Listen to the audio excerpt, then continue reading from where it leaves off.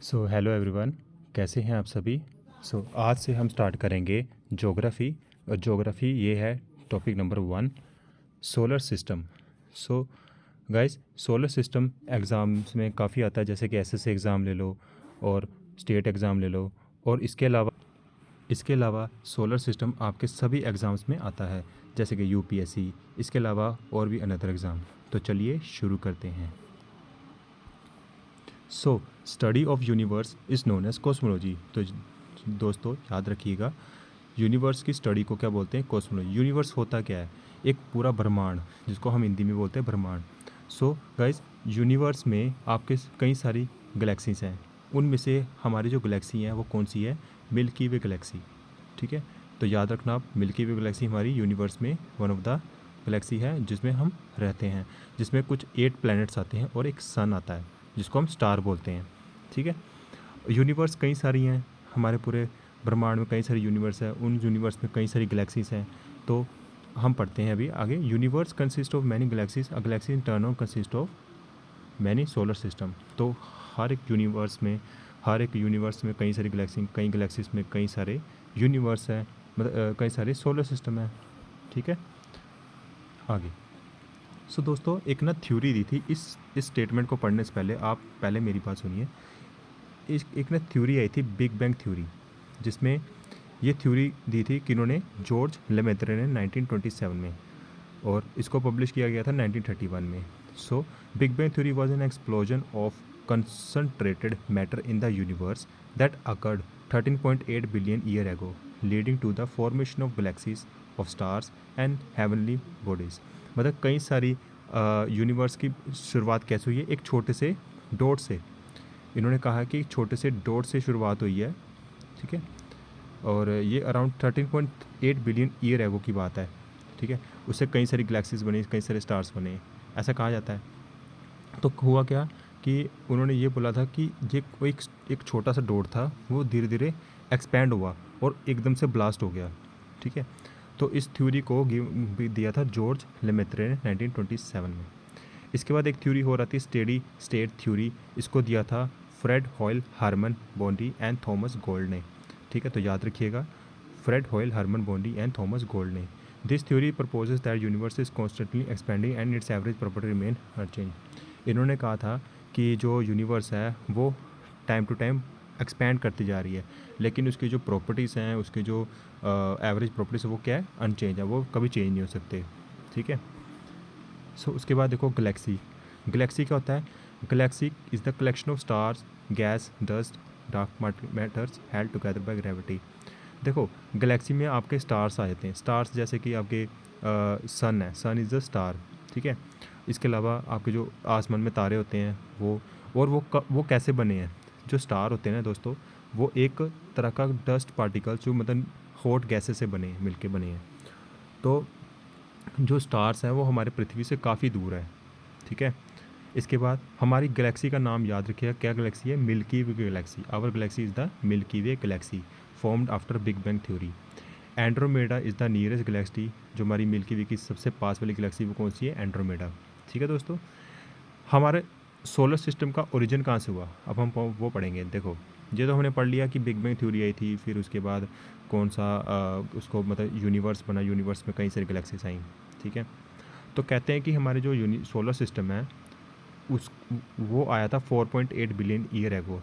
ठीक है, तो हुआ क्या था कि the process started when a cloud of gases and dust collapsed, forming a spinning disc called solar nebula. एक तरह का मतलब गैसेस का क्लाउड बना था और कई सारे डस्ट पार्टिकल्स थे।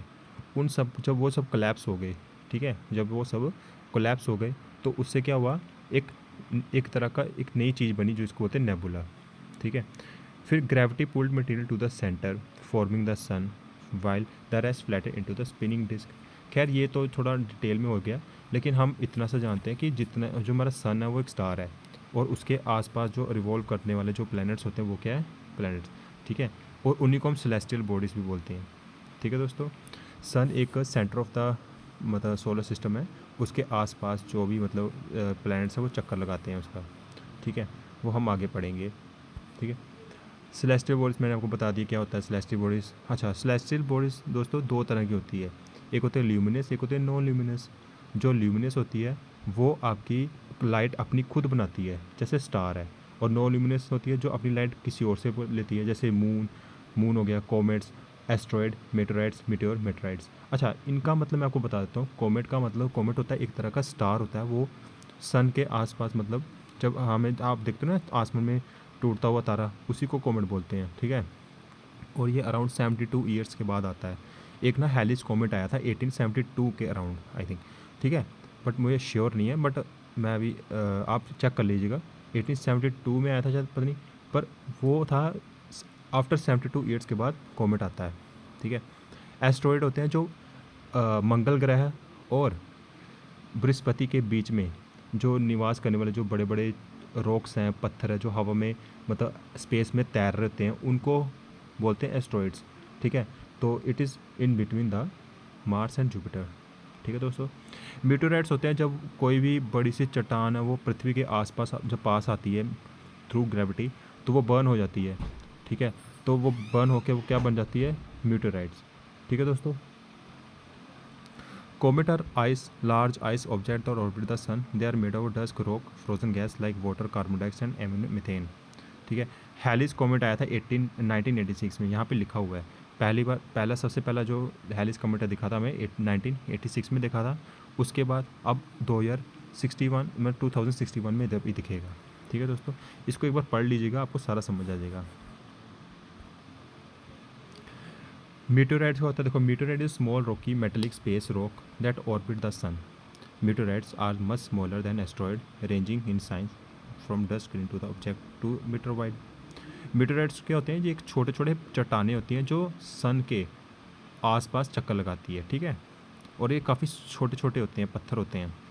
अच्छा, मीटियोराइट्स क्या होता है, मीटियोर क्या होता है, व्हेन अ मीटियोराइट एंटर अर्थ, मतलब जब वो जो बड़े छोटे छोटे पत्थर होते हैं जो सन के आसपास तैर होते हैं, वो जब पृथ्वी के पास आने लगते हैं तो उनको मीटियोर कह देते हैं। और जब वो कम्प्लीटली वहाँ के अंदर मतलब पृथ्वी के पास आके बर्न हो जाते हैं, जल जाते हैं, तो वो मीटियोराइट कहलाते हैं, ठीक है दोस्तों। Okay, meteor shower name Quadrantid is visible in the early month of January, ठीक है। तो हमें जनवरी के स्टार्टिंग में मीटियोर शावर दिखा जाता है, ठीक है। अच्छा, हम इसको शूटिंग स्टार के नाम से भी जानते हैं, ये याद रखिएगा, ये स्टेटमेंट पढ़ लिए, एसएससी एग्ज़ाम में क्वेश्चंस आ सकता है। नेक्स्ट क्वेश्चन है, अच्छा, कॉन्स्टलेशन क्या होता है दोस्तों। ये अभी ना मैं आपका थोड़ा बेसिक क्लियर कर रहा हूँ, इसके बाद आपको मैं टॉपिक पे लेके आऊँगा, ठीक है। कॉन्स्टलेशन क्या होता है, ग्रुप ऑफ स्टार्स, एक ग्रुप ऑफ स्टार्स मिलके जो एक शेप, एक नया पैटर्न बनाते हैं, उसको बोलते हैं कॉन्स्टलेशन, ठीक है। तो ये हमें रात को विजिबल होते हैं, ठीक है। तो हमारा जो सबसे पहला जो कॉन्स्टलेशन बना वो कौन सा है, उर्सा मेजर, जिसको हम हिंदी में हमारी भारतीय संस्कृति भाषा में क्या बोलते हैं, सप्तऋषि, ठीक है। ये हमें, इसको हम बिग बियर के नाम से भी जानते हैं, ग्रेट बियर के नाम से जानते हैं, ठीक है, इंडिया की तरफ से। तो इसको बोलते हैं उर्सा मेजर, ठीक है। कैसियोपिया ये डब्ल्यू शेप का कॉन्स्टलेशन होता है। सिग्नस ये प्रोमिनेंट नॉर्दर्न कॉन्स्टलेशन होता है, ठीक है, क्रॉस शेप में होता है। तो ये सब आप पढ़ लेना कॉन्स्टलेशन। वैसे मेन जो एग्जाम में पूछते हैं उर्सा मेजर कॉन्स्टलेशन,